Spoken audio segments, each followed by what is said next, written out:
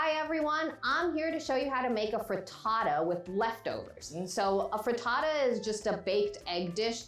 It can be made into a big pan or a small pan, but this one's actually with pasta because most of the time when we make pasta, we have leftovers. And so what I have here is a blistered cherry tomato pasta, and you can find the recipe online. So if you want, just look for that.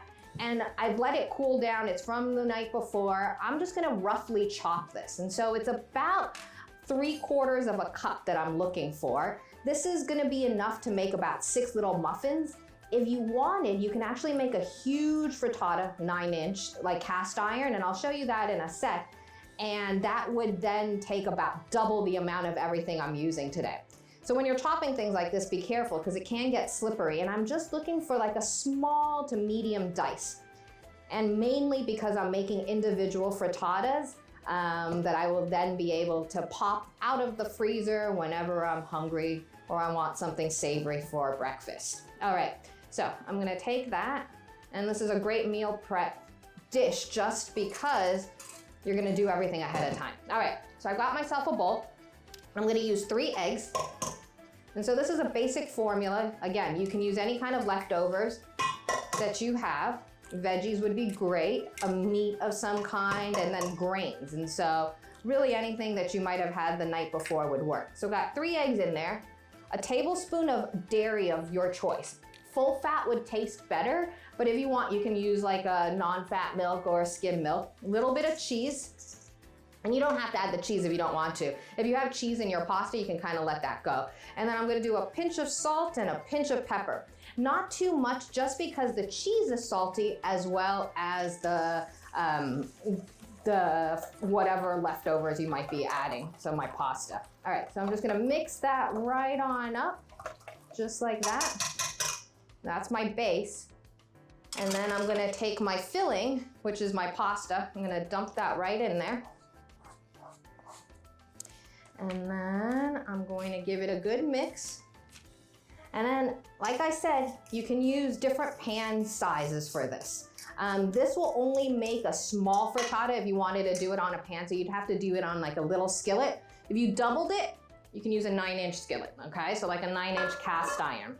I wanna make them for meal prep though, so I'm gonna actually put them into little muffin pans. And so these are silicone muffin liners. And what's great about these is that it portions everything out really well for you, and it's reserved just for savory dishes. So I have some just for savory and then some for sweet things. And so this should make about 6 for you. And so I did add a little bit of oil into the bottom of my cavities or muffin pans. It's really up to you.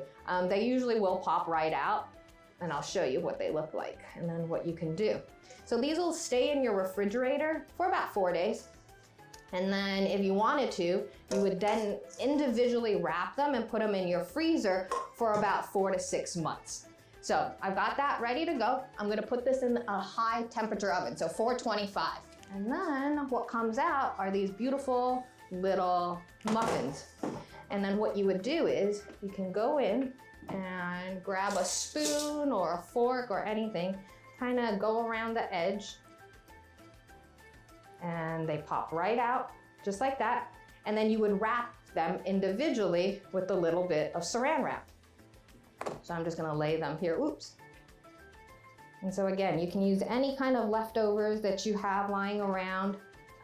This just using these types of liners just makes things a lot easier to pop out, because the last thing you want is egg to be stuck on the bottom of a aluminum pan.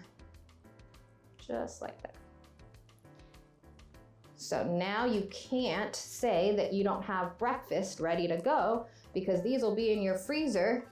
You can defrost them for the next day. And that's it. So enjoy. See you next time.